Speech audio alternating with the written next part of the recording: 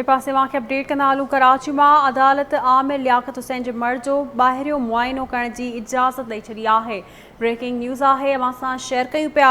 आमिर लियाकत की वसियत मुताबिक संदसि कफ़न दफ़न जा इंतज़ाम रमज़ान छीपा करे रहियो आहे ऐं संदसि मर्द सर्द खाने में पियल आहे। ख़बर अवां सां शेयर कयूं पिया। अहम ख़बर है, आमिर लियाकत हुसैन जो पुटु अहमद परडे खां कराची पहुची वियो आहे। आमिर लियाकत हुसैन जी जनाज़े नमाज़ जो ऐलान जुमे नमाज़ खां पोइ कयो वियो हो, जॾहिं त तदफ़ीन लाइ अब्दुल्ला शाह गाज़ी जी मज़ार जे अङण में क़बर बि तयारु कई वई आहे। अवां खे आगाही ॾियूं पिया। अहम ख़बर आहे, आमिर लियाकत जी तदफ़ीन जे मामले ते साम्हूं आयल तकरार सबबि अञा ताईं जनाज़े नमाज़ न थी सघी आहे। अदालत आमिर लियाकत हुसैन जे मर्द जो ॿाहिरियों मुआइनो करण जी इजाज़त ॾेई छॾी आहे।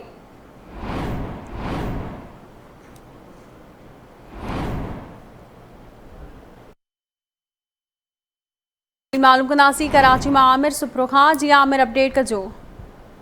हाँ जी बिल्कुल, हींअर भी असां मौजूद आहियूं चीपार सद खाने जे अॻियां, जेको गुज़िरियल ॾींहुं डॉक्टर आमिर लियाकत खे तशवीशनाक हालत में अस्पताल आंदो वियो आहे। उन खां पोइ जेको आहे जल्दी कई वई डॉक्टर आमिर लियाकत लाॾाणो करे वियो आहे।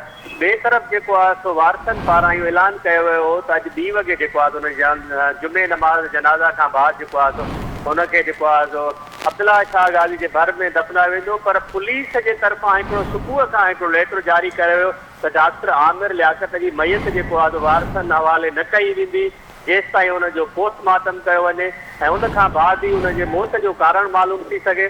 त यकीनन जेके वारस हुया उहे कुझु देरि पहिरियां जेको आहे सो कोर्ट मैजिस्ट्रेट वटि पहुता ऐं मैजिस्ट्रेट पिणु जेको आहे सो हुन हिकिड़ी टीम ठाहे करे पुलिस जे सर्जन सां गॾोगॾु ॿिया जेके हुया पुलिस आला अफ़सर उन्हनि खे इहो पिणु पाबंद कयो त डॉक्टर आमिर लियाकत जो मुआइनो कयो वञे त छा हुनजे मरण जो कारण छा आहे। उन खां पोइ जेको आहे सो हिन महिल जेको आहे कुझु ई देरि पहिरियां जेको पुलिस जो सर्जन हुयो उहो डॉक्टर आमिर लियाकत जी मैयत जो मुआइनो करे वापसि मैजिस्ट्रेट वटि पहुतो आहे ऐं यकीनन मैजिस्ट्रेट खां पोइ जेको लेटर जारी थींदो त आया छा डॉक्टर आमिर लियाकत जो जेको मैयत आहे उहा वारसनि हवाले कई वञे या हुनजो पोस्टमार्टम कयो वञे त यकीनन डॉक्टर आमिर लियाकत जी जेकी अॻूणी घरवारी बुशरा आहे उन सां गॾु हुनजो पुटु अहमद जेको उहो बि हिते मौजूदु आहे, उनजी जेकी दुआ आहे उहा बि मौजूदु आहे।